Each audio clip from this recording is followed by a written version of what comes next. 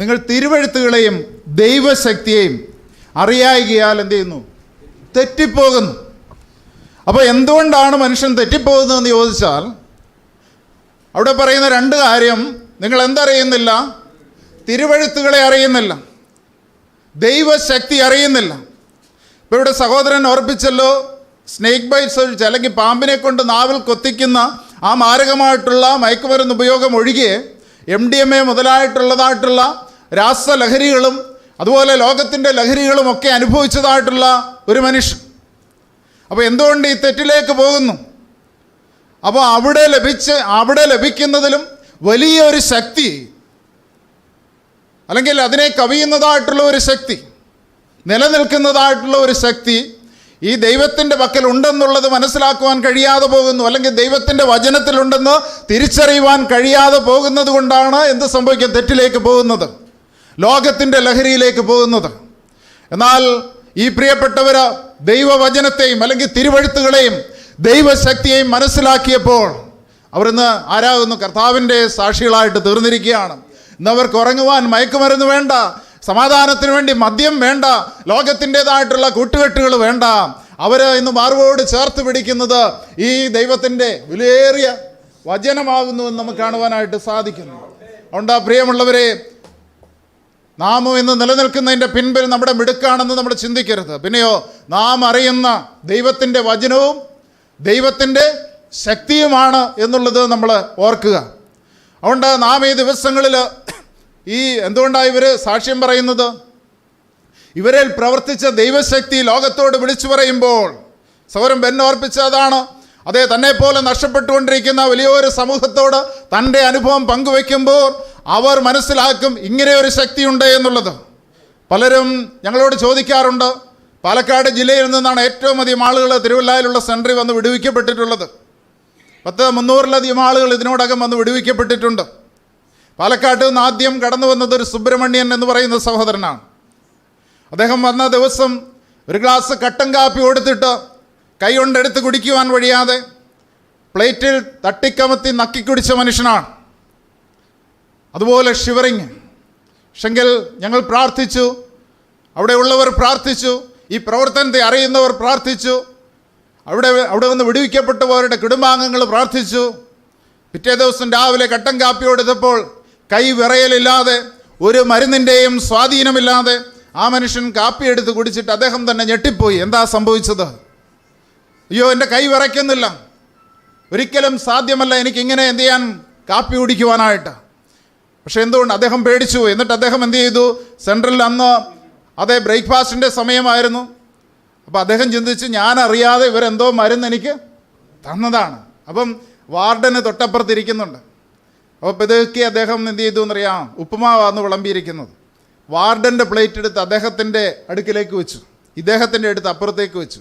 കാരണം മെഡിസിൻ വല്ലതും ചേർത്തിട്ടുണ്ടെങ്കിൽ ഉടനെ വഴക്ക് പറയുമല്ലോ, അല്ലെ തിരിച്ചു മേടിക്കുമല്ലോ. പക്ഷേ വാർഡൻ അനങ്ങാതിരിക്കുന്നു, ആരും ഒന്നും മിണ്ടുന്നില്ല.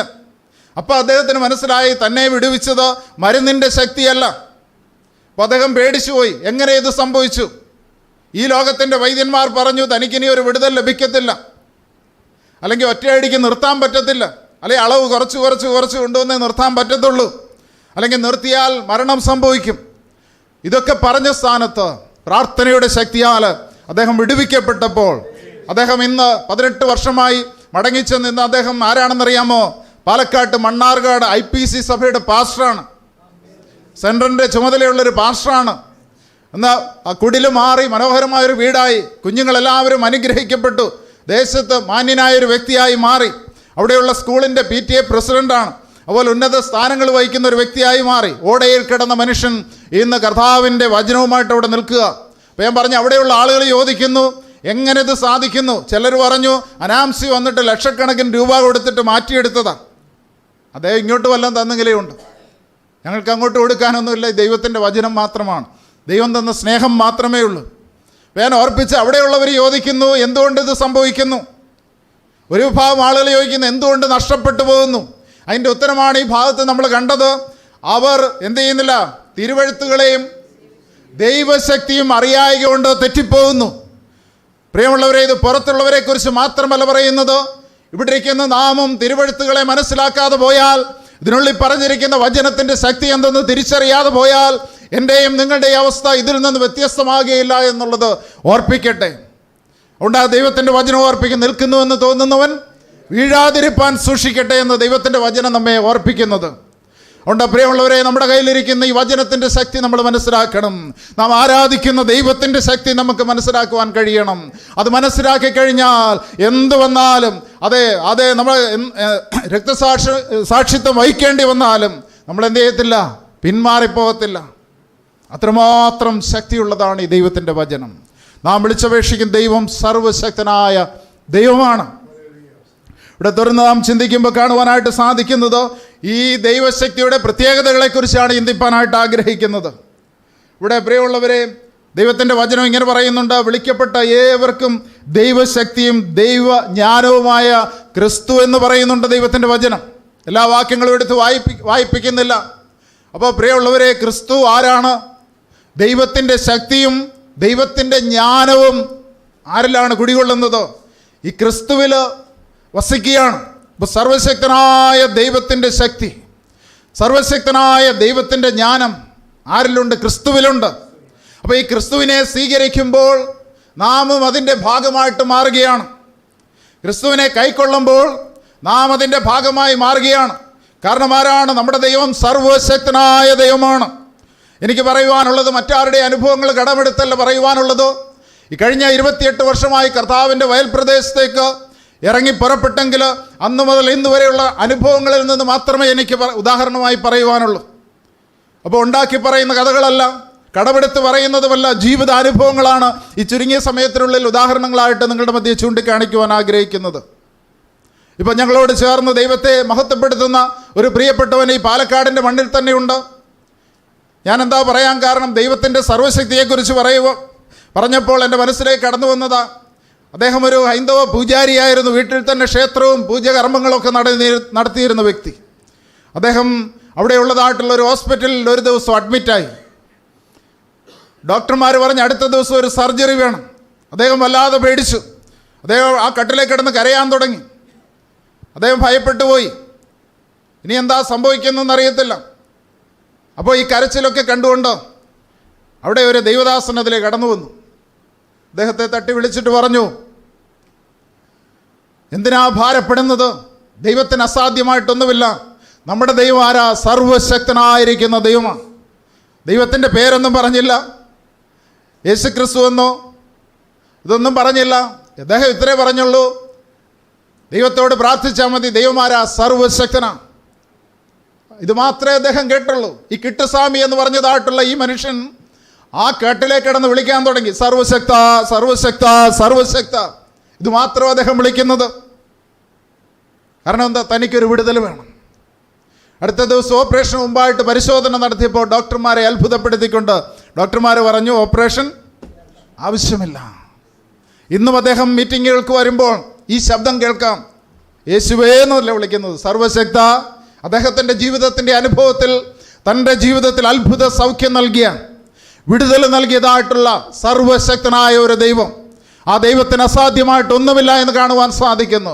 ഈ സർവശക്തനായിരിക്കുന്ന ദൈവത്തെ നമുക്കൊന്ന് രുചിച്ചറിയുവാനായിട്ട് സാധിച്ചിട്ടുണ്ടോ? നമ്മുടെ പ്രശ്നങ്ങളുടെ മധ്യത്തിൽ നമുക്കിത് വിളിച്ചു പറയാൻ സാധിക്കുമോ? വചനത്തിൽ വലിയ അറിവില്ലാത്ത കിട്ടുസ്വാമി ആ കിടക്കയിൽ കിടന്നുകൊണ്ട് മറ്റുള്ളവർ കേൾക്കുന്നെന്നൊന്നും ചിന്തിക്കാതെ ഉറച്ച ശബ്ദത്തിൽ സർവശക്ത സർവശക്ത എന്ന് വിളിച്ചുകൊണ്ട് ദൈവത്തിൻ്റെ ശക്തി അദ്ദേഹത്തിൽ വ്യാപരിച്ച് അത്ഭുത സൗഖ്യത്തോടെ നടന്നെങ്കിൽ നമുക്കെന്തുകൊണ്ട് സാധിക്കുന്നില്ല? ഉറക്കെ ഒന്ന് സ്തോത്രം പറയുമ്പോൾ, ഹല്ലേലൂയ പറയുമ്പോൾ നമ്മൾ തിരിഞ്ഞു നോക്കും. ആരെങ്കിലും ശ്രദ്ധിക്കുന്നുണ്ടോ? കണ്ടോ? നാണക്കേടായി പോയോ? അദ്ദേഹം നാണക്കേടാണെന്ന് ചിന്തിച്ചില്ല. ആശുപത്രി കിടക്കയിൽ കിടന്ന് അദ്ദേഹം വിളിച്ചു. അത് ഇന്നും അദ്ദേഹം തുടരുന്നു. ഇവിടെ കൺവെൻഷൻ മെയ് 1, 2, 3 തീയതികളിൽ നടക്കാൻ പോകും. ആ സമയത്ത് ഇവരൊക്കെ വരും. അവിടെ വന്നിരുന്നാലും അദ്ദേഹം ഇത് തന്നെയാണ് വിളിച്ചു പറയുന്നത്, സർവശക്ത. കാരണം അദ്ദേഹം അനുഭവിച്ചറിഞ്ഞ ദൈവം ആരാ? സർവശക്തനായിരിക്കുന്ന ദൈവമാണ്. ഇന്ന് അദ്ദേഹം ഒരു കർത്താവിൻ്റെ സാക്ഷിയായിട്ട് നിൽക്കുകയാണ്. അപ്പോൾ ഇവിടെ നമുക്ക് കാണുവാൻ സാധിക്കുന്നു, പ്രിയമുള്ളവരെ, നമ്മുടെ ദൈവം അല്ലെങ്കിൽ ആ ദൈവത്തിൻ്റെ ശക്തിയും ജ്ഞാനവും എല്ലാം വസിക്കുന്ന യേശുക്രിസ്തുവിനെ നമ്മുടെ സുഹൃത്തായി, നമ്മുടെ രക്ഷകനായി, നമ്മുടെ നാഥനായി, കർത്താവായി സ്വീകരിച്ച് ആ കർത്താവിനോട് കൂടെ നടക്കുന്നെങ്കിൽ നാം പിന്നെ ഭയപ്പെടേണ്ട ആവശ്യമുണ്ടോ? സകലത്തിനും അധികാരിയായവൻ, സർവശക്തനായിരിക്കുന്ന ദൈവം. ഒരു വാക്യം കൂടെ വായിക്കാം. യിരെമ്യാ പ്രവാചകന്റെ പുസ്തകം 10-ാം അധ്യായം 12-ാം വാക്യം. ആ ദൈവത്തിൻ്റെ ശക്തിയുടെ വലിപ്പം നമുക്ക് കാണുവാനായിട്ട് സാധിക്കും. യിരെമ്യാ പ്രവാചകന്റെ പുസ്തകം 10-ാം അധ്യായം 12-ാം വാക്യം. അവൻ തൻ്റെ ശക്തിയാൽ ഭൂമിയെ സൃഷ്ടിച്ചു, തൻ്റെ ജ്ഞാനത്താൽ ഭൂമണ്ഡലത്തെ സ്ഥാപിച്ചു, തൻ്റെ വിവേകത്താൽ ആകാശത്തെ വിരിച്ചു. അവൻ തൻ്റെ ശക്തിയാൽ എന്ത് ചെയ്തു? ഭൂമിയെ സൃഷ്ടിച്ചു. അപ്പോൾ ദൈവത്തിൻ്റെ ശക്തിയാണ് ഈ ഭൂമിയെ എന്ത് ചെയ്തത്? സൃഷ്ടിച്ച്. നാം വിളിച്ചപേക്ഷിക്കുന്ന, നമുക്ക് ദൈവവചനം പറയുന്നത്, സത്യമായി തന്നെ വിളിച്ചപേക്ഷിക്കുന്ന ഏവർക്കും അവൻ സമീപസ്ഥനാണ്. അപ്പോൾ ഈ സമീപസ്ഥനായിരിക്കുന്ന ദൈവം, നമ്മുടെ അടുക്കലുള്ള ഈ ദൈവത്തിൻ്റെ പ്രത്യേകത, അവൻ തൻ്റെ ശക്തിയാൽ എന്ത് ചെയ്തു? ഭൂമിയെ സൃഷ്ടിച്ചു. നാം നിൽക്കുന്ന, നാം സഞ്ചരിക്കുന്ന, നാം അധിവസിക്കുന്ന ഈ ഭൂമി അവൻ്റെ ശക്തിയാൽ സൃഷ്ടിക്കപ്പെട്ടു. ആകാശത്തെ അവൻ്റെ ശക്തിയാൽ, അവൻ്റെ ജ്ഞാനത്താൽ വിരിച്ചു. ഈ പ്രപഞ്ചത്തെ അതേ ആ ശക്തിയാൽ സൃഷ്ടിക്കപ്പെട്ടു എന്ന് നമുക്ക് കാണുവാനായിട്ട് സാധിക്കുന്നു. നാം വിളിച്ചപേക്ഷിക്കുന്ന നമ്മുടെ ദൈവം ആരാണ്? സർവശക്തനായിരിക്കുന്ന ദൈവം എന്ന് നമുക്ക് കാണുവാനായിട്ട് സാധിക്കുന്നു. അതുപോലെ സങ്കീർത്തനം 78:26 കൂടെ വായിക്കാം. സങ്കീർത്തനം 78:26.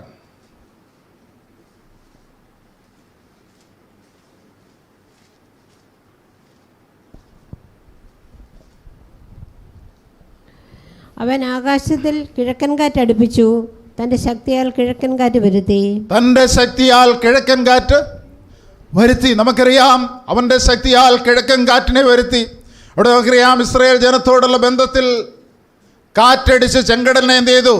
വിഭാഗിച്ച് നിർത്തിയവൻ. അതുപോലെ നമുക്കറിയാം അവർക്ക് വേണ്ടുന്നതെല്ലാം മരുഭൂമിയിൽ വർഷിപ്പിച്ചു കൊടുത്തവൻ. ശക്തിമാന്മാരുടെ ആഹാരം, സ്വർഗീയ ഭോജനം അവർക്ക് 40 വർഷക്കാലം മന്ന അവർക്ക് മരുഭൂമിയിൽ എന്ത് ചെയ്തു? അവരുടെ അടുക്കൽ എത്തിച്ചു കൊടുത്തു, ലക്ഷക്കണക്കിന് വരുന്ന ജനത്തിന്.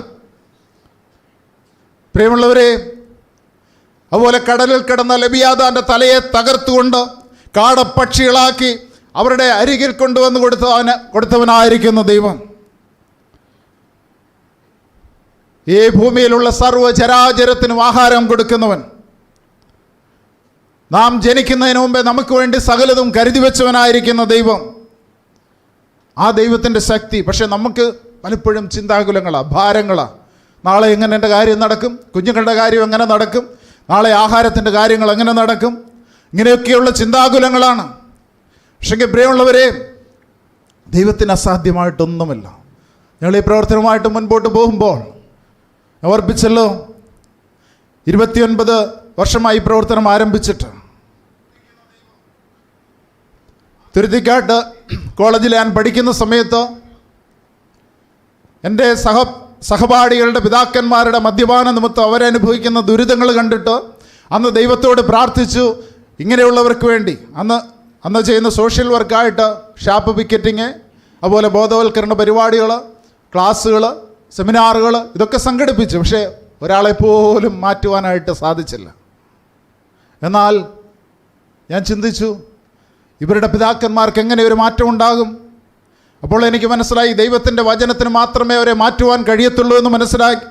അന്ന് ദൈവത്തോട് പ്രാർത്ഥിച്ചു, കർത്താവേ, ലഹരി മൂലം നഷ്ടപ്പെട്ടു പോകുന്ന ജീവിതങ്ങൾക്ക് വേണ്ടി എന്തെങ്കിലും ചെയ്യുവാൻ എന്നെ അനുവദിക്കണമേ എന്ന് അന്ന് പ്രാർത്ഥിച്ച പ്രാർത്ഥനയാണ്. പിന്നീട് ഞാൻ ഡിഗ്രി കഴിഞ്ഞിറങ്ങിയപ്പോൾ ബിസിനസ്സിലേക്കൊക്കെ തിരിഞ്ഞു. വലിയൊരു അപകടമുണ്ടായി.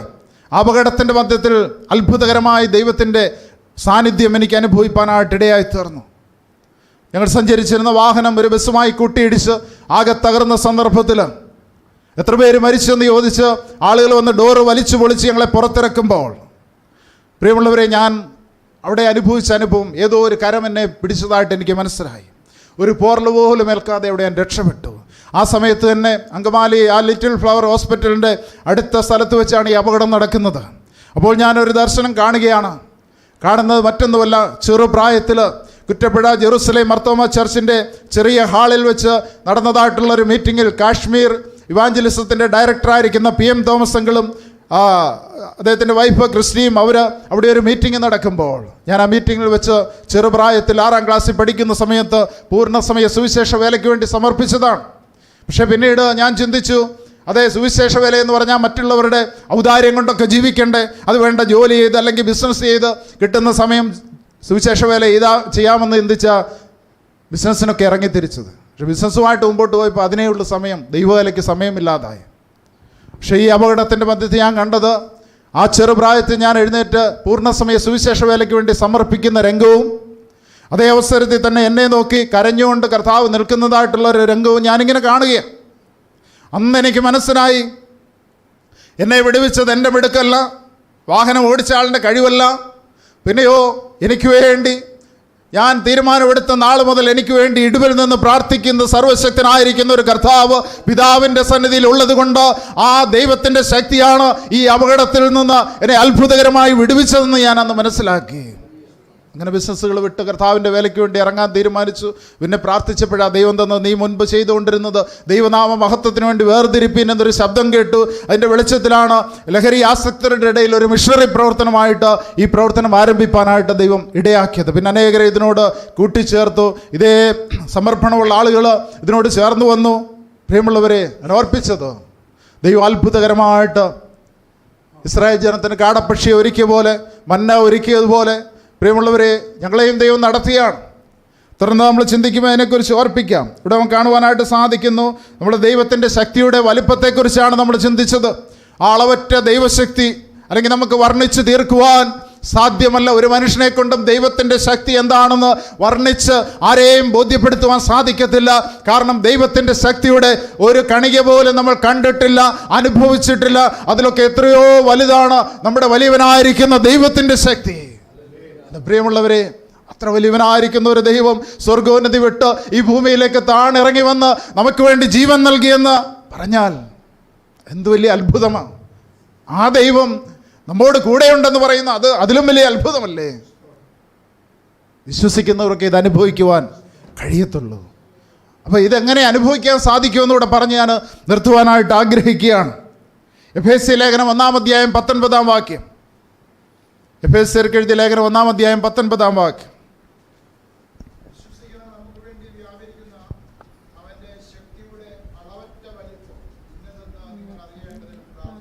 എങ്ങനെയാ തുടങ്ങിയത്? വിശ്വസിക്കുന്ന നമുക്ക് വേണ്ടി വ്യാപരിക്കുന്ന ശക്തിയുടെ അളവറ്റ വലിപ്പം, അവന്റെ ശക്തിയുടെ അളവറ്റ വലിപ്പം ഇന്നതെന്ന് നിങ്ങൾ മതി. അപ്പോൾ ഈ ശക്തി ആരിലാ വ്യാപരിക്കുന്നത്?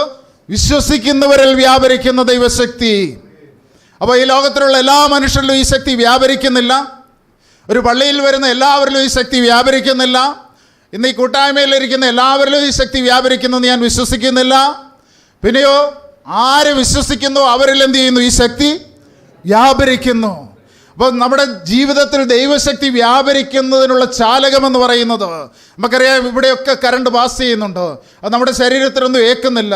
കാരണം കറണ്ട് പാസ് ചെയ്യുവാനായിട്ട് ചാലകമുണ്ട്, കേബിൾ വലിച്ചിട്ടുണ്ട്, അതിലൂടെയാണ് ഈ കറണ്ട് പാസ് ചെയ്യുന്നത് എന്ന് പറഞ്ഞതുപോലെ പ്രിയമുള്ളവരെ, നമ്മളിലേക്ക് ഈ ദൈവശക്തി വ്യാപരിക്കണമെങ്കിൽ നമുക്കുണ്ടായിരിക്കേണ്ടതായിട്ടുള്ള ഏറ്റവും വലിയ ഗുണമെന്ന് പറയുന്നത്, ക്രിസ്തീയ കുടുംബത്തിൽ ജനിച്ചു വളർത്തപ്പെട്ടതുകൊണ്ട് ദൈവശക്തി നമ്മളിൽ വ്യാപരിക്കത്തില്ല. വചനം കയ്യിലിരുന്നുകൊണ്ട് വ്യാപരിക്കത്തില്ല. ദൈവനാമത്തിന് വേണ്ടി കൊടുത്തതുകൊണ്ട് വ്യാപരിക്കത്തില്ല. പിന്നെയോ എന്ത് ചെയ്യണം? വിശ്വസിക്കണം. നമുക്കറിയാം മത്തായിയുടെ സുവിശേഷത്തിലേക്ക് കടന്നു വരുമ്പോൾ 9-ാം അധ്യായം 20-ാം വാക്യം. മത്തായിയുടെ സുവിശേഷം 9:20. അവിടെ ഒരു സ്ത്രീയെക്കുറിച്ച് പറയുന്നുണ്ട്.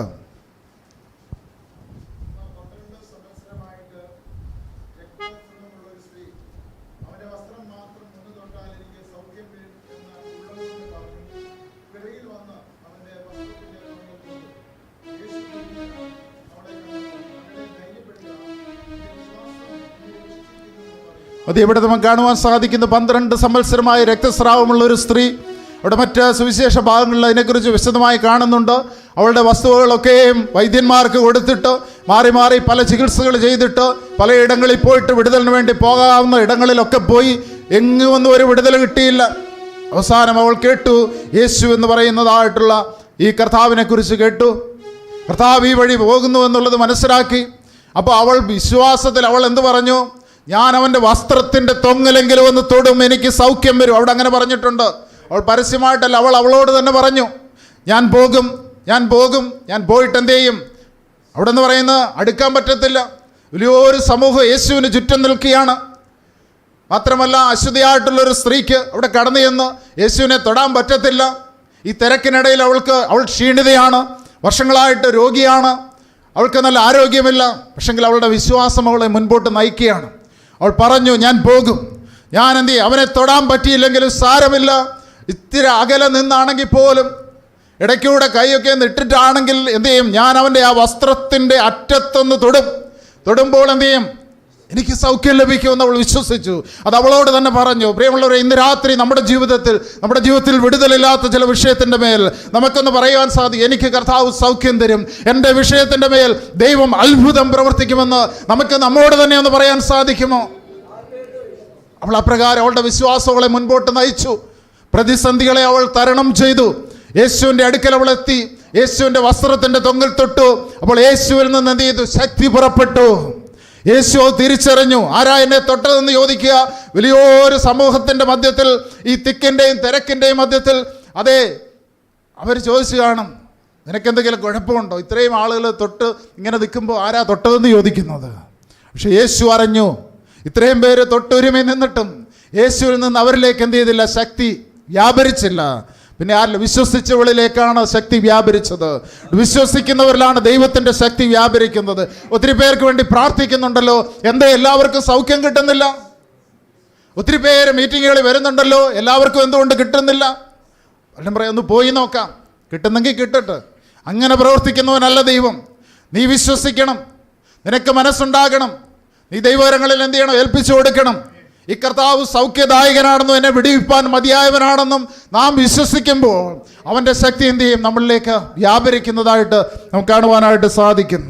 അതുപോലെ തന്നെ പ്രിയമുള്ളവരെയും, യെശയ്യാ പ്രവാചകന്റെ ദിവസം 40-ാം അധ്യായം 31-ാം വാക്യം വായിക്കുമ്പോൾ ഈ ശക്തി ആരിലാണ് പകരപ്പെടുന്നതെന്ന് നമുക്ക് കാണുവാൻ സാധിക്കുന്നു.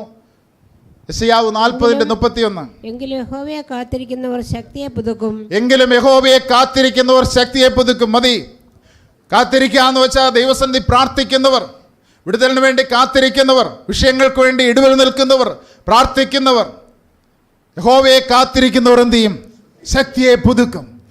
അപ്പോൾ പ്രാർത്ഥനയുടെ ശക്തി വലുതാണ്. ഒത്തിരി വിശദീകരിക്കാൻ സമയമില്ലാത്തതുകൊണ്ട് മറ്റു വാക്യങ്ങളിലേക്ക് കടക്കുന്നില്ല. അത് ധാരാളം അനുഭവിച്ചറിഞ്ഞിട്ടുള്ള ഒരു വ്യക്തിയാണ് ഇവിടെ നിൽക്കുന്നത്. കാരണം ഞാൻ ഓർപ്പിച്ചല്ലോ, ഈ പ്രസ്ഥാനം ആരംഭിക്കുമ്പോൾ തന്നെ ഒരു സഭയും സഹായിപ്പാനില്ല, ഒരു സംഘടനയും സഹായിപ്പാനില്ല, ഗവൺമെൻറ് അതോറിറ്റികൾ സഹായിപ്പാനില്ല. പലരും കളിയാക്കി, ഇങ്ങനെ ഒരു മിഷണറി പ്രവർത്തനമോ, അതുകൊണ്ട് എന്തെങ്കിലും സാധിക്കാനുണ്ടോ? അത് നീ വടക്കേന്ത്യയിലെങ്ങാനും പോയി പ്രവർത്തിക്കുക, അല്ലെങ്കിൽ മറ്റു കാര്യം, അല്ലെങ്കിൽ സെമിനാരിൽ പോയിട്ട് ഒരു അച്ഛനായിട്ട് നിൽക്കുക, അല്ലെങ്കിൽ അങ്ങനെ ചെയ്യും, ഇങ്ങനെ ഇതിനൊക്കെ സഹായിപ്പാൻ ഞങ്ങളുടെ സ്വന്തത്തിലോട്ട് അനേകരെ വിളിച്ചു വാഗ്ദാനം ചെയ്തു. പക്ഷേ ബൈബിൾ എടുത്തുകൊണ്ട് അല്ലെങ്കിൽ ലഹരിക്ക് അടിമപ്പെട്ടവർ നഷ്ടപ്പെടുന്നവരുടെ പിറകെ പോയാൽ ഞങ്ങളില്ല, അതിന് സഹായിപ്പാൻ ആരുമില്ല. പക്ഷെ അന്ന് എൻ്റെ കയ്യിൽ ഒരു പുസ്തകം കിട്ടി. ജോർജ് മുള്ളർ എന്ന് പറയുന്ന മഹാനായ ഒരു മനുഷ്യൻ്റെ പുസ്തകമാണ്. ഞാൻ ഒന്നല്ല രണ്ടല്ല പല ആവർത്തി വായിച്ചു. അപ്പോൾ അദ്ദേഹത്തെക്കുറിച്ച് 10,000-ത്തിലധികം അനാഥ കുഞ്ഞുങ്ങളെ പുലർത്തിയ ഒരു മനുഷ്യനാണ്. അദ്ദേഹത്തിൻ്റെ ബാങ്ക് ബാലൻസ് ഉണ്ടല്ലോ, നമുക്കറിയാം അനുഭവങ്ങൾ. അദ്ദേഹം ഒരു ദിവസം 2,000-ലധികം കുഞ്ഞുങ്ങൾ ഹാളിൽ നിരന്നിരിക്കുകയാണ്. അവർക്ക് കൊടുക്കുവാൻ ആഹാരമില്ല. പ്ലേറ്റ് വെച്ച് അവരോട് അദ്ദേഹം പറഞ്ഞു, ലഭിച്ച ആഹാരത്തിന് സ്തോത്രം ചെയ്ത് പ്രാർത്ഥിക്കാം. കുഞ്ഞുങ്ങൾ നിഷ്കളങ്ക മനസ്സോടെ അവർ പ്രാർത്ഥിച്ചു, ദൈവമേ ഇന്ന് രാവിലെ ഞങ്ങൾക്ക് തന്ന ആഹാരത്തിനായിട്ട്. അവർക്ക് പ്രതീക്ഷ ഇപ്പോൾ ആഹാരം വിളമ്പും. അപ്പോൾ അവർ പ്രാർത്ഥിച്ചു, ലഭിച്ച ആഹാരത്തിനായിട്ട് സ്തോത്രം പറഞ്ഞ് ആമീൻ പറഞ്ഞ് നിർത്തിയില്ല. അതിനു മുമ്പേ കഥകയിൽ എന്ത് ചെയ്തു? മുട്ടുകെട്ടു. നോക്കിയപ്പോൾ ഒരു മനുഷ്യൻ ഒരു വണ്ടി ബ്രെഡുമായിട്ട് അവിടെ വന്നിരിക്കുക. തലേ രാത്രിയിൽ, അർദ്ധരാത്രിയിൽ ദൈവത്തിൻ്റെ ആത്മാവ് ഒരു ബേക്കറി ഉടമയോട് സംസാരിച്ചു, നീ എഴുന്നേറ്റ് ബ്രെഡ് ഉണ്ടാക്കുക, അവിടെ ഈ സ്ഥാപനത്തിൽ എൻ്റെ കുഞ്ഞുങ്ങൾക്ക് ആഹാരമില്ല. ആ മനുഷ്യൻ രാത്രി ഉറക്കളച്ചിരുന്ന് എന്ത് ചെയ്തു? ബ്രെഡുണ്ടാക്കി രാവിലെ കൊണ്ടുവന്ന് അവിടെ എത്തിരിക്കുക. കൃത്യസമയത്ത് അവിടെ എത്തി. ഇച്ചിരി കഴിഞ്ഞപ്പോൾ വേറെ 1-2 പേര് അവിടെ വന്നു. അവർ പറഞ്ഞു, ഞങ്ങൾ പാല് വിതരണക്കാരാണ്. ഈ വഴിയെ ടാങ്കർ ലോറിയിൽ ഇതുമായിട്ട് പോകുന്ന സമയത്ത് വാഹനം ബ്രേക്ക് ഡൗണായി. ഇന്നത്തെ പോലുള്ള സംവിധാനങ്ങളില്ല. ഈ പാല് ചീത്തയായി പോവും, ഒഴുക്കിക്കളയല്ലാതെ ഞങ്ങൾക്ക് നിവൃത്തിയില്ല. അപ്പോഴാണ് നിങ്ങളുടെ സ്ഥാപനത്തെക്കുറിച്ച് മനസ്സിലാക്കിയത്. അതുകൊണ്ട് ഇത് നിങ്ങൾക്ക് തരുവാനായിട്ട് ആഗ്രഹിക്കുന്നു എന്ന് പറഞ്ഞു. അപ്പോൾ ആ കുഞ്ഞുങ്ങൾക്ക് അന്ന് ബ്രെഡും പാലും സമൃദ്ധിയായിട്ട് എവിടെ നിന്നാണ്? ദൈവം കൊടുത്തു. യഹോവയെ കാത്തിരിക്കുന്നവർക്ക് കൊടുക്കുന്ന നന്മയാണ്, അനുഗ്രഹമാണ്. അത് തന്നെ വിശ്വസിച്ചുകൊണ്ട് ഒരു ദിവസം ഞങ്ങളുടെ സെൻറ്ററിലും അരി തീർന്നു. ചെങ്ങന്നൂക്കാരൻ സാബു എന്ന് പറഞ്ഞ ആൾ അവിടെ വാർഡൻ. അദ്ദേഹം പറഞ്ഞു, സാറേ ഉച്ചക്കത്തേക്കിന് ചോറില്ല, അരിയില്ല. ഈ അനുഭവം എൻ്റെ മനസ്സിലേക്ക് വന്നു. ഞാൻ പറഞ്ഞു സ്ഥാപിച്ചാൽ വേറെ എന്തുണ്ട്, ഇച്ചിരി പയറുണ്ട്, അത് തോരൻ വെക്കുക, വെള്ളം വെക്കുക, അരി ഇടാനായിട്ട് വെള്ളം വെക്കുക. അദ്ദേഹം അതുപോലെ ചെയ്തു. വെള്ളം തിളയ്ക്കുക, തോരൻ വെച്ചു. എന്തില്ല, ചോറ് അല്ല. അപ്പോൾ ഫീൽഡ് വർക്കിനായിട്ട് ഞാൻ പതുക്കെ ആ സ്കൂട്ടർ എടുത്തുകൊണ്ട് അങ്ങോട്ട് ഇറങ്ങിയ ഒത്തിരി ദൂരം പോയില്ല. അടുത്ത ജംഗ്ഷൻ എത്തുന്നതിന് മുമ്പ് ഒരു മനുഷ്യൻ സൈക്കിളിൽ നിൽക്കുകയാണ്. അദ്ദേഹം തലക്കെട്ടുമൊക്കെ ആയിട്ട് ഒരു യൂണിയൻകാരനാണ്. അദ്ദേഹം എന്നെ കൈയടിച്ച് വിളിച്ചു, ബ്രദറെ ഒന്ന് നിൽക്കണേ. കുറേ വർഷങ്ങൾക്ക് മുമ്പ് അദ്ദേഹം ഒരു 50 രൂപ എടുത്ത് എൻ്റെ കയ്യിൽ തന്നിട്ട് പറഞ്ഞു, ഇത് അവിടെ അരി മേടിക്കാനാണ്. അന്ന് 20 രൂപയുള്ളൂ കുത്തിരിക്ക് വില.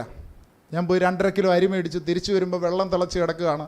അവിടെ എന്ത് ചെയ്തു, ഈ അരി ഇട്ടു. കൃത്യം 1 മണിക്ക് എന്ത് ചെയ്തു, ചോറ് വിളമ്പി. ഇത്രയും വർഷങ്ങളായിട്ട് ഒരു നേരം പോലും ഇവിടെ ആഹാരം മുടങ്ങിയിട്ടില്ല. ഇന്നും അത്ഭുതങ്ങളിലൂടെ തന്നെ എന്ത് ചെയ്യുകയാണ് ദൈവം നടത്തിയ. അതുകൊണ്ട് ഞാൻ പറയുന്നത്, ദൈവസന്ധി പ്രാർത്ഥിച്ചാൽ പ്രവർത്തിക്കുന്ന ഒരു ദൈവം, വിശ്വസിച്ചാൽ പ്രവർത്തിക്കുന്നൊരു ദൈവം. നമ്മുടെ വാക്കുകൊണ്ട് പോലും ഒരിക്കൽ എറണാകുളംകാരൻ റെജി എന്ന് പറഞ്ഞൊരു സഹോദരനോട് വിടുതലിന് വന്നു. രാത്രിയായപ്പോൾ അദ്ദേഹം ഇങ്ങനെ ഓരോ മുറി കയറി ഇറങ്ങി നടക്കുന്നു. എനിക്ക് കാര്യം മനസ്സിലായി, അദ്ദേഹത്തിന് കിടക്കാൻ കട്ടിലില്ല, ആൾ കൂടുതലാണ്. ഞാൻ പറഞ്ഞു, റെജി എന്തിനാ ഭാരപ്പെടുന്നത്, 10 മണിക്കല്ലേ ലൈറ്റ് ഓഫ് ചെയ്യുന്നത്, റെജിക്ക് കിടക്കാനുള്ള കട്ടിൽ ദൈവം കരുതിക്കോളും. ഞാനും ഒന്നും ഓർത്തിട്ടല്ല പറഞ്ഞത്. 9:45 കഴിഞ്ഞപ്പോൾ എനിക്കൊരു ഫോൺ കോൾ. എറണാകുളത്ത് നിന്ന് ഞങ്ങൾ ആദ്യം സെൻറ്റർ നടത്തിയിരുന്ന ആ വീടിൻ്റെ ഉടമസ്ഥനാണ്. അവിടെയുള്ള വർക്കിംഗ് ഗ്രൂപ്പിൻ്റെ അല്ലെങ്കിൽ അവിടെ കോൺട്രാക്റ്റ് വർക്ക് ചെയ്യുന്ന ആളുകളാണ്, പുരയ്ക്കൽ കുടുംബത്തിലുള്ളത്. അദ്ദേഹം വിളിച്ചിട്ട് പറഞ്ഞു, പ്രസാദ് എന്ന് പറഞ്ഞ ആളാണ് വിളിച്ച്, ജോർജി അവിടെ ഒരു വണ്ടി വന്നു. ഞാൻ പറഞ്ഞില്ല. എന്നാൽ ഇപ്പോൾ ഒരു വണ്ടി വരും, അതിൽ ഒരു കട്ടിലും ഒരു ദിവാൻ കൂട്ടും ഒരു സൈക്കിളും ഉണ്ട്. നിങ്ങൾക്ക് ആവശ്യമുണ്ടെങ്കിൽ എടുത്ത് ഉപയോഗിച്ചു, അല്ലെങ്കിൽ അവിടെ ആ പുറത്തുള്ള ഷെഡിൽ വെച്ച് ലോക്ക് ചെയ്തേക്ക്. കൃത്യം 10 മണിക്ക് കട്ടിലവിടെ വന്നിറങ്ങി. ഇതൊന്നും അപ്പം ഇവിടെ ഇത് പറയുന്നതിന് മുമ്പ്, ഇത് വിശ്വസിക്കുന്നതിന് മുമ്പേ എന്ത് ചെയ്തു, ദൈവം പ്രവർത്തിച്ചു. എറണാകുളത്ത് നിന്ന് 2.5 മണിക്കൂർ മുമ്പ് വണ്ടി വിട്ടാലേ ഇവിടെ എത്തത്തുള്ളൂ. ഇപ്പം പറഞ്ഞത്, കാത്തിരിക്കുന്നവർക്ക് വേണ്ടി പ്രവർത്തിക്കുന്ന ഒരു ദൈവം. പ്രാർത്ഥിച്ചാൽ ഉത്തരമുണ്ട്, മറുപടിയുണ്ട്. നമ്മെ ലജ്ജിപ്പിക്കുന്ന ദൈവമല്ല എന്ന് നമുക്ക് കാണുവാനായിട്ട് സാധിക്കുന്നു. അതുപോലെ തന്നെ പ്രിയമുള്ളവരെ, ഞാൻ കൂടുതൽ ഇനിയും മുൻപോട്ട് കടന്നു പോകാനായിട്ട് ആഗ്രഹിക്കുന്നില്ല. നമ്മുടെ സമയം ഇവിടെ അവസാനിക്കുകയാണല്ലോ. അതുകൊണ്ട് പ്രിയ, അത്ഭുതകരമായിട്ട് ഇതുപോലുള്ള അനേക ജീവിതങ്ങൾ അവിടെ കടന്നു വന്ന് ദൈവത്തിൻ്റെ വചനത്തിൻ്റെ ശക്തിയാൽ അനേക ക്രിമിനലുകളായിട്ടുള്ളവർ, അനേക മയക്കുമരുന്നിന് അടിമകളായവർ, പല സെൻറ്ററുകളിൽ നിന്ന് തള്ളിയതായിട്ടുള്ള ജീവിതങ്ങൾ. പക്ഷേ അവിടെ ഒരു കാര്യം, ചിലരൊക്കെ വന്നിട്ട് അവിടെ അഡ്മിഷൻ എടുക്കാതെ തിരിച്ചു പോകും. അവർ പറയും, മരുന്നില്ലാതെ വിടുതൽ കിട്ടുമോ? ഇല്ലില്ല, ഒരിക്കലും, ഞങ്ങൾ വേറെ സ്ഥലത്ത് പൊക്കോളാം. ചിലർ കള്ളത്തരം പറഞ്ഞു കൊണ്ടുവരും.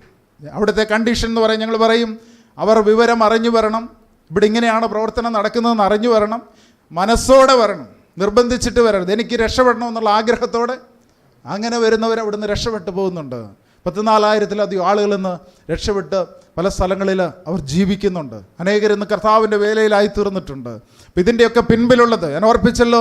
എന്തുകൊണ്ട് ലോകം തെറ്റിപ്പോകുന്നു എന്ന് ചോദിക്കുമ്പോൾ, അവർ എന്തുകൊണ്ടാണ് തിരുവെഴുത്തുകളെക്കുറിച്ചും ദൈവശക്തിയെയും അറിയാത്തത് കൊണ്ട് അവർ തെറ്റിപ്പോകുന്നു. അപ്പോൾ പ്രിയമുള്ളവരെ, ഈ ദൈവശക്തി എന്താണെന്നുള്ളത് നമ്മൾ ചുരുക്കമായിട്ട് ചിന്തിച്ചു. ദൈവത്തിൻ്റെ അളവറ്റ ശക്തിയുടെ വലിപ്പം എന്താണെന്ന് നമ്മൾ ചിന്തിച്ചു. ഈ പ്രപഞ്ചത്തെ സൃഷ്ടിച്ചവനായിരിക്കുന്ന ദൈവത്തെക്കുറിച്ച് നമ്മൾ ചിന്തിച്ചു. അവൻ്റെ ശക്തിയുടെ ആധിക്യം എന്താണെന്നുള്ളത് നമ്മൾ ചിന്തിച്ചു. പക്ഷേ ഇത് മനസ്സിലാക്കിക്കൊണ്ട് മാത്രമല്ല, ജീവിതത്തിലേക്ക് കൊണ്ടുവരണമെന്ന് എന്ത് ചെയ്യണമെന്നുള്ളതാണ് നമ്മൾ അവസാനമായി ചിന്തിച്ചത്. എന്ത് ചെയ്യണം? ഇത് കേട്ടാൽ മാത്രം പോരാ. എന്ത് ചെയ്യണം? കേട്ടത് നമ്മൾ വിശ്വസിക്കണം, വിശ്വസിച്ച് ഏറ്റെടുക്കണം. വിശ്വസിക്കുമ്പോഴാണ് നമ്മളിലേക്ക് എന്ത് ചെയ്യുന്നത്, ഈ ദൈവശക്തി വ്യാപരിക്കുന്നത് എന്ന് കാണുവാനായിട്ട് സാധിക്കുന്നു. അത് നമ്മൾ ആ രക്തസ്രാവക്കാരി സ്ത്രീയുടെ ഉദാഹരണത്തിലൂടെ നമ്മളത് ചിന്തിച്ചു. അത് ഞങ്ങളുടേതായിട്ടുള്ള ഉദാഹരണത്തിലൂടെ, അതുപോലെ ജോർജ് മുള്ളറിൻ്റെ ഉദാഹരണത്തിലൂടെയൊക്കെ നമ്മൾ അത് ചിന്തിച്ചു. അതുപോലെ പിന്നെയും നമ്മൾ ചിന്തിച്ചത് എന്താ? പ്രാർത്ഥനയിൽ വ്യാപരിക്കുന്നതായിട്ടുള്ള ദൈവശക്തി. ഏറെ വിശദീകരിപ്പാൻ സമയമില്ലെങ്കിലും അതേ പ്രാർത്ഥന ശക്തിയുള്ളതാണെന്നുള്ളത് നമുക്ക് കാണുവാൻ സാധിക്കുന്നു. അനേക ജീവിതങ്ങളെ രൂപപ്പെടുത്തുന്നത് ഈ പ്രാർത്ഥനയുടെ ശക്തിയാണ്. അനേക അത്ഭുതങ്ങൾ നടക്കുന്നത് പ്രാർത്ഥനയുടെ ശക്തിയാണ്. അതേ പ്രിയമുള്ളവരെ, അടുത്ത ദിവസം 29-ാം തീയതി രാവിലെ 10:30 തിരുവല്ലയിലുള്ള ഞങ്ങളുടെ ആ സ്ഥാപനത്തിൽ ഒരു പുതിയ ബിൽഡിങ്ങിൻ്റെ ഓപ്പണിംഗ് ആണ്. എങ്ങനെയാണെന്നറിയാമോ? ചില മാസങ്ങൾക്ക് മുമ്പ് ഒരു പെൺകുട്ടി അവിടെ വന്ന് ഗേറ്റ് വാതിൽക്കൽ നിന്ന് കരയുകയാണ്. സുജ ഇറങ്ങിച്ചെന്നു. എന്താണെന്ന് ചോദിച്ചപ്പോൾ പറഞ്ഞു, എൻ്റെ അമ്മയെ ഇവിടെ നിന്ന് നിർത്താമോ? 20 വർഷമായിട്ട് എൻ്റെ അമ്മ മദ്യപാനത്തിന് അടിമയാണ്. അപ്പോൾ ഞങ്ങൾക്ക് ആണുങ്ങൾക്ക് മാത്രമുള്ള സൗകര്യമുള്ളൂ, ഒരു സ്ത്രീയെ നിർത്താൻ പറ്റത്തില്ല. ആ പെൺകുട്ടി നിരാശയോടായിട്ട് മടങ്ങിപ്പോയി. ഞങ്ങളവിടെ മുട്ടുമടക്കി പ്രാർത്ഥിച്ചു. ഉപവാസ പ്രാർത്ഥന ഞങ്ങൾ വിഷയം വെച്ച് പ്രാർത്ഥിച്ചു. 1 മാസം കഴിഞ്ഞപ്പോൾ തിരുവല്ല YWCക്കാർ വനിതാ ദിനത്തിൽ എൻ്റെ വൈഫിനെ വിളിച്ച് അവിടെ ഒരു ആദരവൊക്കെ കൊടുത്തു, വനിതകളുടെ ഇടയിലുള്ള പ്രവർത്തനത്തിന്. എന്നിട്ട് ഈ അനുഭവങ്ങളൊക്കെ കേട്ടിട്ട് അവർ പറഞ്ഞു, ഞങ്ങളുടെ നവദീപ് പ്രോജക്റ്റിൻ്റെ ഭാഗമായിട്ട് നിങ്ങൾക്കൊരു ബിൽഡിങ് വെച്ച് തരാം. പ്രാർത്ഥന കേൾക്കുന്ന ദൈവം. അവർ തന്നെ കോൺട്രാക്ടറെ വെച്ചു, അവർ തന്നെ പൈസ കൊടുത്ത്, അവർ തന്നെ എല്ലാ കാര്യങ്ങളും ചെയ്ത് ഈ തിങ്കളാഴ്ച രാവിലെ YWCയുടെ നാഷണൽ പ്രസിഡൻറ്റ് വന്ന് അത് ഇനോഗ്രേറ്റ് ചെയ്യുകയാണ്. ഞാൻ ഓർപ്പിച്ചത് എന്താ, ഞങ്ങളുടെ കയ്യിലൊന്നും ഉണ്ടായിട്ടല്ല ഈ പ്രവർത്തനം നടക്കുന്നത്. പക്ഷേ നമ്മുടെ ദൈവം ആരാ? സർവശക്തനാണ്, പ്രാർത്ഥന കേൾക്കുന്ന ദൈവമാണ്. അത് ഉദ്ഘാടനം ചെയ്യപ്പെടുകയാണ്. കാരണം സ്ത്രീകൾക്ക് വേണ്ടി ഒരു ബിൽഡിങ്. അപ്പോൾ ഞാൻ പറഞ്ഞത്, നമ്മുടെ കയ്യിലുള്ള അവസ്ഥ വെച്ചുകൊണ്ട് നമ്മൾ ദൈവത്തെ കാണരുത്. ദൈവം ആരാ? ഈ പ്രപഞ്ചത്തെ സൃഷ്ടിച്ചവനാണ്. പരിമിതികൾ വെച്ച് ദൈവത്തെ, ആ കണ്ണുകൊണ്ട് ദൈവത്തെ കാണരുത്. ഇവിടെ നമുക്ക് കാണുവാനായിട്ട് സാധിക്കുന്നതുകൊണ്ട് പ്രിയമുള്ളവർ, അതുപോലെ തന്നെ മറ്റൊന്ന് ഞാൻ പറയാൻ ഉദ്ദേശിച്ച സമയം കുറവുകൊണ്ട് എടുത്തില്ല. ദൈവവചനത്തിൻ്റേതായിട്ടുള്ള ശക്തിയാണ്. അപ്പോൾ പ്രിയമുള്ളവരെ, ദൈവവചനത്തിൻ്റെ ശക്തി എത്ര വലുതാണെന്നുള്ളത് നമുക്കറിയാം. ഇവരെയൊക്കെ ഈ ബെന്നിനെയും കൃഷ്ണമൂർത്തിയൊക്കെ രൂപപ്പെടുത്തിയത് എന്താണ്? ദൈവവചനത്തിൻ്റേതായിട്ടുള്ള ശക്തിയാണെന്ന് കാണുവാൻ സാധിക്കുന്നു. അതുപോലെ ഈ ദൈവത്തിൻ്റെ ശക്തി എന്ന് പറയുന്നത് പൗലോസ് അപ്പോസ്തലൻ പ്രാർത്ഥിക്കുന്നതായിട്ടുള്ള സന്ദർഭമുണ്ട്, ജഡത്തിലെ ശൂലം മാറിക്കിട്ടുവാൻ. അപ്പോൾ എന്താ കർത്താവ് പറഞ്ഞത്? എൻ്റെ കൃപ നിനക്ക് മതി, എൻ്റെ ശക്തി ബലഹീനതയിൽ തികഞ്ഞു വരുന്നു. അപ്പോൾ ഇന്ന് രാത്രികാലം നമുക്ക് ഓർപ്പിക്കാനുള്ളത്, നാം ബലഹീനരാണെന്ന് സമ്മതിക്കുമ്പോൾ, നിൻ്റെ ശക്തി എന്നിൽ വരുമ്പോൾ ഞാൻ ആരാകുന്നു? ബലമുള്ളവനായിത്തീരുന്നു എന്ന് വിശ്വസിക്കുമ്പോൾ, നമ്മൾ എല്ലാം തികഞ്ഞവരാണെന്ന് ചിന്തിച്ചാൽ ദൈവത്തിൻ്റെ സഹായം നമുക്ക് ആവശ്യമില്ല. ബലഹീനനാണെന്ന് സമ്മതിക്കുമ്പോൾ, ദൈവം നിൻ്റെ സഹായം എനിക്ക് ആവശ്യമാണെന്നുള്ളത് ബോധ്യപ്പെടുമ്പോൾ, എൻ്റെ ശക്തി എന്ത് ചെയ്യുന്നു? ബലഹീനതയിൽ തികഞ്ഞു വരുന്ന ഒരു ശക്തി. അതുകൊണ്ട് ആ ബലമില്ലാത്തവരെ എന്ത് ചെയ്യുന്നു? നിർത്തുന്നത്. ഞങ്ങളുടെ സാമ്പത്തികത്തിൻ്റെ മെച്ചം കൊണ്ടോ കഴിവുകൊണ്ടോ അല്ല ഞങ്ങളുടെ പ്രവർത്തനം നടക്കുന്നത്. ഞങ്ങൾ ഒന്നുമില്ലെന്ന് സമ്മതിച്ച് ദൈവസന്നിധിയിൽ കരം മലർത്തുമ്പോൾ, മുട്ടുമടക്കുമ്പോൾ ദൈവം ഓരോ ദിവസവും അത്ഭുതങ്ങളിലൂടെ നടത്തുന്നു. ഒരിക്കലും നമുക്കറിയാം, ഇങ്ങനെയൊക്കെ ഇപ്പോൾ സാക്ഷ്യം കേട്ടല്ലോ, ഇങ്ങനെയുള്ള മനുഷ്യരോട് നമുക്ക് എന്ത് സംസാരിക്കാൻ പറ്റും?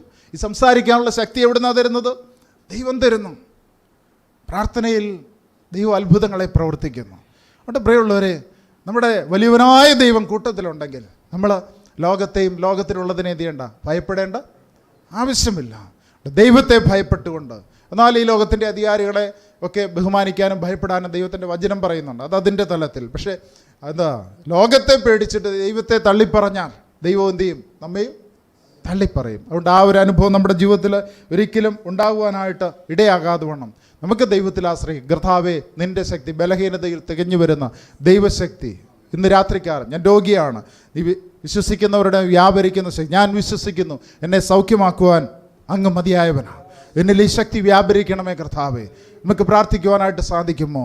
അതുപോലെ തന്നെ നമ്മുടെ ആവശ്യങ്ങളുടെ മുഖത്ത്, അതെ, എത്ര വലിയ വിഷയങ്ങളാണെങ്കിലും പറയാൻ സമയമില്ലാത്തതുകൊണ്ട് ഞാൻ ഓർപ്പിച്ചില്ലെന്നുള്ളൂ. ഈ കൺവെൻഷൻ ആദ്യത്തെ ദിവസം പ്രസംഗിക്കുന്ന ഒരു ബാലസുബ്രഹ്മണ്യനുണ്ട്. അതെ, ഒരു ദിവസം മുഴുവൻ മോർച്ചറിയിൽ മരിച്ച് ജഡം മാറ്റിയിട്ട സ്ഥാനത്ത് തൻ്റെ സഹോദരി അക്രൈസ്തവ പശ്ചാത്തലത്തിൽ നിന്നുകൊണ്ട് ഒരു സഭയിലും പോയില്ല, ബൈബിൾ വായിച്ച് പ്രാർത്ഥിക്കുന്ന ഒരു സ്ത്രീയായിരുന്നു. അവൾ വിശ്വസിച്ച് പ്രാർത്ഥിച്ചു. ദൈവം അവൾക്ക് മുമ്പേ ഒരു ദർശനം കൊടുത്തിരുന്ന ഈ സഹോദരൻ ദൈവവചനമായിട്ട് നിൽക്കുമെന്നുള്ളത്. അവൾ വിശ്വസിച്ച് പ്രാർത്ഥിച്ചപ്പോൾ പിറ്റേ ദിവസം പോസ്റ്റ്മോർട്ടത്തിന് ബോഡി എടുക്കുന്ന സമയത്ത് ഈ സഹോദരിയുടെ പ്രാർത്ഥനയുടെ ഫലമായിട്ട് ഈ ബാലസുബ്രഹ്മണ്യൻ ജീവൻ പ്രാപിച്ചു. അദ്ദേഹമാണ് ഒന്നാമത് ഞങ്ങളുടെ കൺവെൻഷൻ പ്രസംഗിക്കുന്നത്. ഞാൻ പറഞ്ഞത്, ദൈവത്തിന് അസാധ്യമായിട്ട് ഒന്നുമില്ല. മരിച്ചവരെ ഉയർപ്പിക്കുവാൻ, നാറ്റം വെച്ചതിനെ ജീവനുള്ളതാക്കി തീർക്കുവാൻ, നാറ്റം വെച്ച് ജീവിതങ്ങളെ സൗരഭ്യം പരത്തുന്നവരാക്കി തീർക്കുവാൻ ദൈവത്തിന് അസാധ്യമല്ല.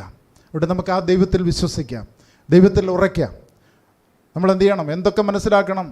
തിരുവെഴുത്തുകളെയും ദൈവശക്തിയെയും മനസ്സിലാക്കാനായിട്ട് ശ്രമിക്കണം. പോരാ, ഇപ്പോൾ അറിഞ്ഞത് പോരാ, കുറേ കൂടെ വേണം. അതിനൊരാർത്തി നമ്മളിലുണ്ടാകണം. അപ്പോൾ നമ്മൾ കൂട്ടായ്മ മുടക്കത്തില്ല, ആരാധന മുടക്കത്തില്ല, നമ്മൾ കൂടുതൽ ഉത്സാഹമുള്ളവരായിത്തീരും. അവിടെ നമുക്ക് ഈ ദിവസങ്ങളിൽ തിരുവെഴുത്തുകളെയും ദൈവശക്തിയെയും മനസ്സിലാക്കി അറിഞ്ഞ് മുൻപോട്ട് നീങ്ങുവാനായിട്ട് ഈ വചനങ്ങളാൽ ദൈവം നമ്മെ സഹായിക്കട്ടെ. ഇങ്ങനെ അവസരമൊരുക്കിയ പ്രിയപ്പെട്ടവരോടുള്ള നന്ദിയും സ്നേഹവും അറിയിച്ചുകൊണ്ട്, നിങ്ങളുടെ പ്രാർത്ഥനയെ ചോദിച്ചുകൊണ്ട് വചനത്തിൽ നിന്ന് വിരമിക്കും.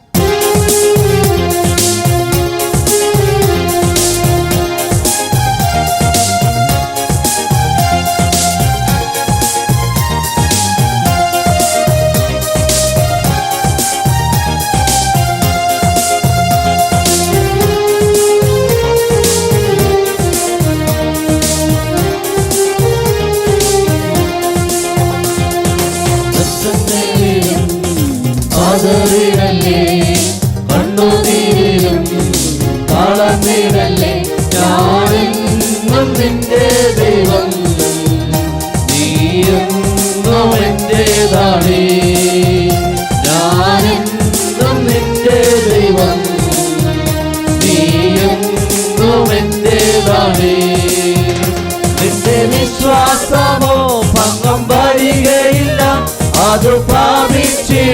നിശ്ചയം. അത് പ്രാപിക്കുമ്പോൾ നഷ്ടം ലാഭമാവും, ദുഃഖം സന്തോഷമായി മാറും. നിന്റെ വിശ്വാസമോ ഭംഗം വരികയില്ല, അത് പ്രാപിച്ചിടും നിശ്ചയം.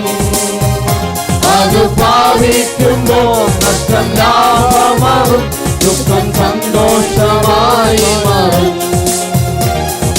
നഷ്ടങ്ങളിലും പതറിടല്ലേ, കണ്ണുനീരിലും തളർന്നിടല്ലേ, ഞാനെന്നും നിന്റെ ദൈവം, നീയെന്നും എന്റേതാണേ. ഞാനെന്നും നിന്റെ ദൈവം, നീയെന്നും എന്റേതാണേ. നിന്നെ തകർക്കുവാനോ നിന്നെ മൂടിക്കുവാനോ അല്ലല്ല ഈ വേദന. നിന്നെ പണിതെടുത്തു നല്ല പൊന്നാക്കുവാൻ അല്ലയോ ഈ ചോദന. നിന്നെ തകർക്കുവാനോ നിന്നെ മൂടിക്കുവാനോ അല്ലല്ല ഈ വേദന. നിന്നെ പണിതെടുത്തു നല്ല പൊന്നാക്കുവാൻ അല്ലയോ ഈ ചോദന. നഷ്ടങ്ങളിലും പതറിടല്ലേ, കണ്ണുനീരിലും തളർന്നിടല്ലേ, ഞാനെന്നും നിന്റെ ദൈവം, നീയെന്നും എന്റേതാണേ. ഞാനെന്നും നിന്റെ ദൈവം, നീയെന്നും എന്റേതാണേ. നിന്നെ കുറ്റം നീതിച്ചു തള്ളിക്കളഞ്ഞെന്നാലും പിന്മാറിപ്പോയിടല്ലേ. വെറുപ്പില്ലാതെ മുൻപോട്ടു പോകുവാൻ യേശു എന്നും നിന്റെ കൂടെ. നിന്നെ കുറ്റം വീതിച്ചു തള്ളിക്കളഞ്ഞെന്നാലും പിന്മാറിപ്പോയിടല്ലേ. വെറുപ്പില്ലാതെ മുൻപോട്ടു പോകുവാൻ യേശു എന്നും നിന്റെ കൂടെ. നഷ്ടങ്ങളിലും പതറിടല്ലേ, കണ്ണുനീരിലും തളർന്നിടല്ലേ, ഞാനെന്നും നിന്റെ ദൈവം, നീയെന്നും എന്റേതാണേ. ഞാനെന്നും നിന്റെ